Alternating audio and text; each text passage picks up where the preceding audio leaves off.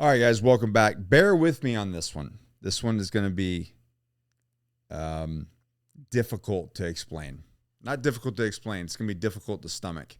And some of you might not care. And I had a talk with my former teammate and now business partner, Josh Hansberger. Called him yesterday and had a brief conversation with him.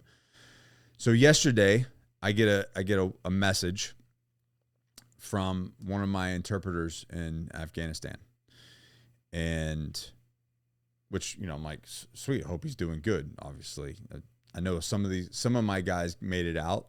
Some of them didn't. I'm pretty sure I know one of them is dead. But he messaged me and we connect and through an app, and then he proceeds to tell me that his family is in hiding. He's got his family in hiding in a different part of Afghanistan. His brother has been executed, and he's basically moving from village to village and hiding as well because he's being hunted. That's just one person. I can't imagine how many of that is happening. I can't imagine the laundry list of interpreters that, and for those of you who don't know, we made promises to a lot of these interpreters that if they supported us in the war against terror, war against Taliban, right? They supported us in our operations, we would take care of them on the back end. But we all know what happened with the exit of Afghanistan with our commander-in-chief and the decisions that were made.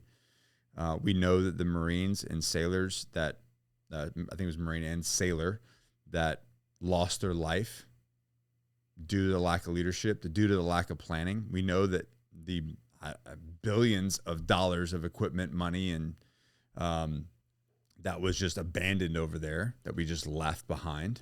So not only did we lose just billions in equipment and money, we lost the life of Marines and sailors.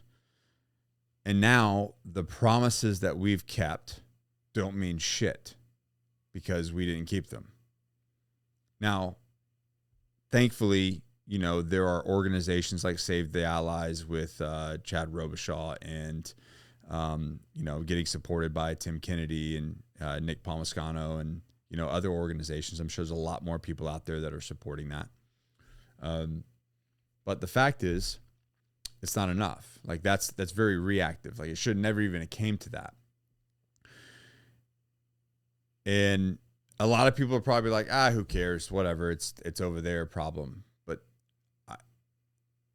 coming from a guy who my life depended on them to interpret what I was saying. Not only that, but these guys were also armed with us. They fought with us. When we were getting engaged, so were they. And they returned fire when we returned fire. They were part of the team. And for me, just to sit back here in the comfort of America and watch this go down sickens me. We made a fucking promise. The federal government made a promise to these individuals.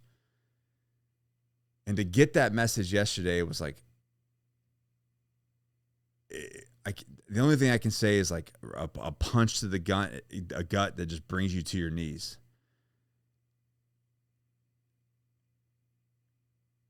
It's sad, and it's sick that politics, and this is nothing new, and I know, and there people in the comments are like, well, this happened this time, this happened, and this happened this time, but we had another opportunity to right a wrong. We fucked it up in the 80s, and we fucked it up again. Afghanistan would have never been a thing if we had invested education and resources there in the Middle East in the 1980s. So what are we doing now? So because we didn't keep our promises now, what's going to happen? What's the second and third order effects of the next generation? So the kids of these guys are going to be like, man, fuck the federal government, fuck the USA. I'm not believing shit they say. And what happens then? Radicalize them? Why not? I would. If I was in the opposition, I would look at them and be like, yeah, see, they made a promise to you. They screwed you over. That's just why you can't trust them. We just created our next enemy. that our kids' kids are going to have to fight. So when's this cycle end? The cycle ends when we keep our fucking word. Nick, what can we do about this? What can we do about this? You know, and a lot of people, like when you do, like you see GoFundMe's and all these different things and like all these heartbreaking stories, people start to like, well, they share and they comment. And look, you should share it. You should comment on it. That does do something. But does it really change anything? Makes people aware. But really what is going to make the difference is these, I'm going to say it, these motherfuckers in Washington with their just staying in government for the career. You know, like what is Biden, 40 plus years there? Never really had a real job, never had a balance of P&L, never had to actually be accountable for his actions, never had to actually go, okay, well, this did this and this made much money. Like they're in the business of spending treasury dollars. And then what do? This current administration, I'm going to take a step back. It used to mean something. America's word used to mean something. It did. They said they were going to do something, they would do it. But this current administration, it cannot be trusted. Obviously. Cannot be trusted. All the stuff they said during their campaign, all a bunch of horseshit. Taxes, medical, unity. We're more divided than we ever have been. They haven't delivered on one freaking thing they said. They've only divided more people and caused more problems and started more wars and laundering money, and I mean, it's just absolutely sick. So we want to do something about it. We need to get these people out of office. And you're going to say, well, Nick, the voting is rigged and blah, blah, blah, blah. Yes, it is. I agree with you. They are controlling it. It can be manipulated. But what needs to happen is we need to start looking at term limits. And this is something that's been said a lot, and it needs to be said more. You need to be term limits. You're there to serve the people. You're there for a service, and that's it.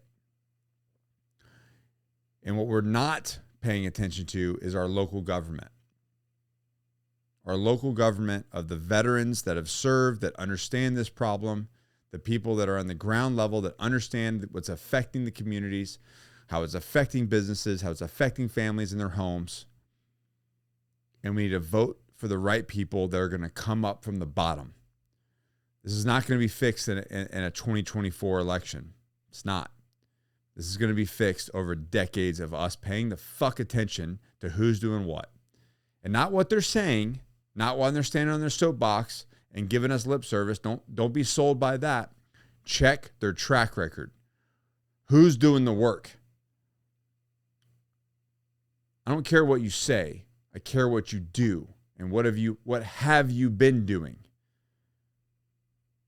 So that these atrocities never happen again. Our enemies play a very, very slow, long game. But more than ever, we are all fascinated by the quick stuff. Quick results. Get rich quick. Lose weight quick. Watch a 3-second video. I have the data. I know how many people, because we have multiple businesses and I do marketing. I see how many people lose interest so fast because we can't pay attention. Everything wants to be done quick. What I'm saying is we're going to have to play a very long game. We're going to have to look at local government, who's the players, who's getting the results, who gives a shit, what's their ethics, morals, visions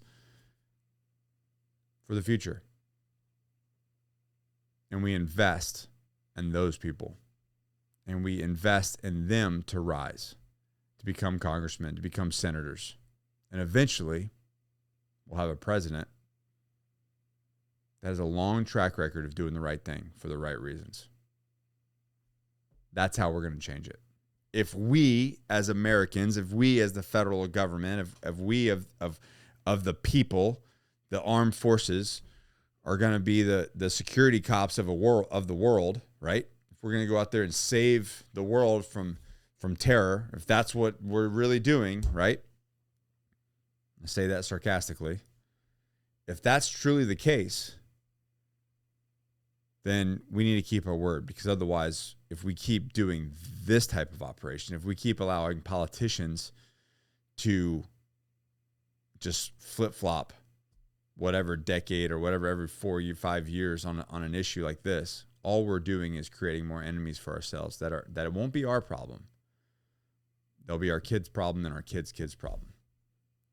The whole thing I freaking talk about is men becoming men, so that you break the cycle of pain. You break the cycle of poverty and depression and anxiety, and you make a better life for yourself, and you make a better life for your kids. You educate them, and I don't mean like educating through schools, but you educate them on the world to where they have a better life. That's what we're supposed to do. Meanwhile, the fucksticks up in Washington don't give a shit. They don't give a shit about you. They don't give a shit about me. They definitely don't care about the promises they kept. And again, I know this is nothing new. But if we don't say something, if I don't use this platform to say something when the time is right, then fuck, what is it for? We're the people. We have a voice. I have a fucking voice. This is my opinion. You fucked up. It cost Marines and sailors lives, multiple, and now it's costing our partners, the ones that we relied on, the ones that there are Americans living out their lives right now because of some of these interpreters. That's a fact. And you just said, good luck. Just imagine that. Imagine being hunted in your own country, going from house to house, from village to village, hiding, living that way until you make it out, until some angel shows up and says, oh, we're going to keep your promise now. You just got to survive for another year, 2 years, however long it takes, or try to jump the border. Imagine if that was your life while you're fucking driving to Starbucks and getting your mocha choca bullshit and going to the fucking mall. Because that's what I think. I'm like, damn, if I was still over there, this is the way it would be. This is the way it would be going down. And I know that fucking life. Be a man of your word. Fix this shit.